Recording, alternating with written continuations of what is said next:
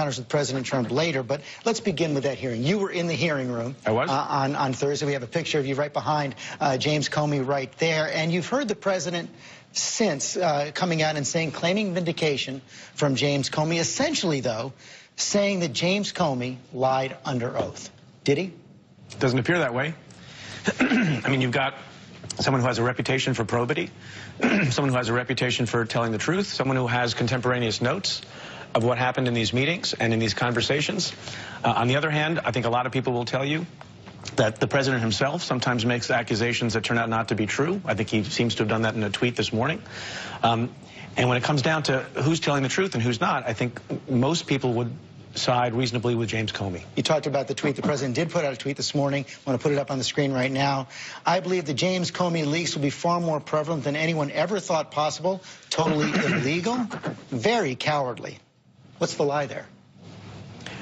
There's speculation and an accusation that there are other leaks, and that's going to come out at some point in the future. I think there have been other accusations that are made in a haphazard and unsubstantiated by the president, including that his office was tapped or wiretapped, and no evidence of that has ever materialized. He suggested on at least one occasion that maybe he had recorded conversations, refuses to answer questions about whether or not that is true. But I think the point is that accusations made in the heat of the moment in 140 characters on Twitter, based on the track record and history, are not to be taken very seriously. His whole team is doubling down on this idea that the leak that James Comey admitted to could be illegal. Corey Lewandowski told me on Friday on GMA that it's possible he could be prosecuted for this. Anything illegal in that leak to the New York Times? Yeah, so I'm not in the business of making legal pronouncements on what's legal, what's criminal anymore, but I will say it sounds like more of a distraction. First of all, I think nothing that was in the memo or in the conversations he had with his friend at Columbia Law School was classified.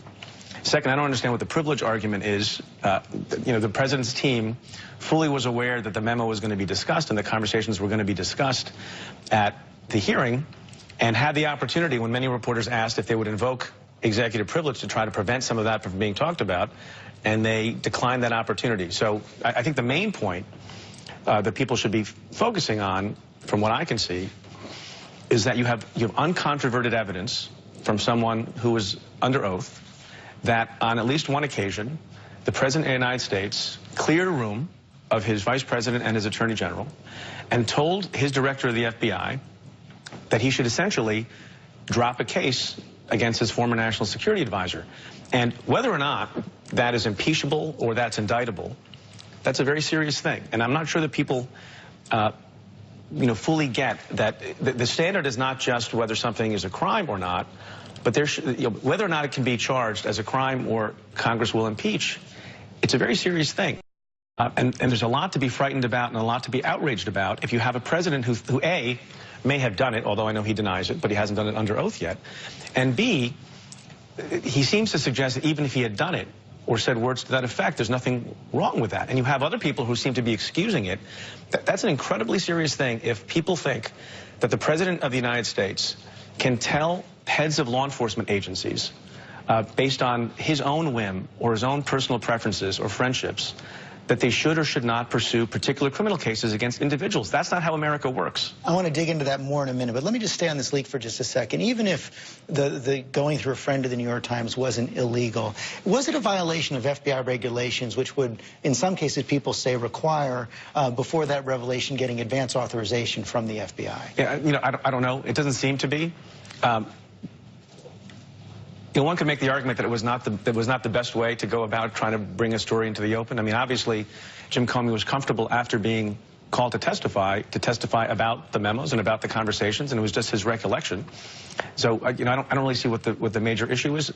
It may be that there was a better way to bring the information out, like he did in the hearing ultimately. One of the other things the president's supporters have said is that James Comey, if he really thought something was wrong in that meeting you just referred to, that Oval Office meeting where everybody else was kicked out, he should have said no to the president right there, or he should have reported this evidence of a crime back to the FBI or the Justice Department. Yeah, but as I understand it, he did say no. And the no that he said was that to himself and to his people, that we were not going to do what the president had asked.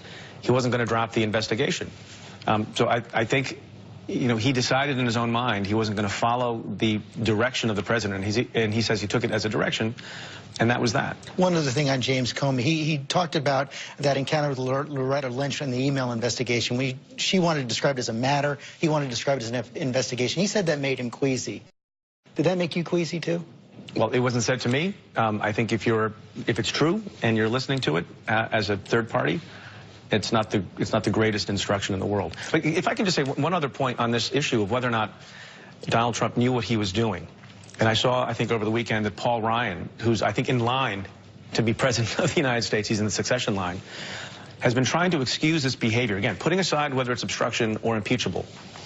That the President of the United States is new to this, and he's new to protocols, makes very, very little sense when the President became the President in part by campaigning at rally after rally after rally that I saw and Americans saw on the issue of whether or not it was appropriate for the former Attorney General, Loretta Lynch, to have a meeting on the tarmac with Bill Clinton. So he very well knew what the optics of that were and what the protocols were. And even though there's no evidence and no one has come forward to say anything untoward was discussed on that airplane at the tarmac when an ongoing investigation was underway with respect to Hillary Clinton, he nevertheless said, this is a reason why you should vote for me and not for that person. And for people to turn around and say, now that there is evidence that the President of the United States himself had a private conversation after kicking other high officials out of the room and told his FBI director confidentially to do something about a case that's pending, I think that's a big deal, and it can't be excused as simply being a novice or new. The president's defenders, like Alan Dershowitz, say there's no grounds for obstruction. You've talked about that. And he, in fact, says that the presidents have the constitutional right to fire FBI directors and investigations as much as they want. One of the president's attorneys, Jay Sekulow, is coming up next. He says there's no no basis for obstruction. You're a former prosecutor. Is there evidence there to begin a case for obstruction? I think there's absolutely evidence to begin a case. I think it's very important for all sorts of armchair speculators in the law to be clear that no one knows right now whether there is a provable case of obstruction.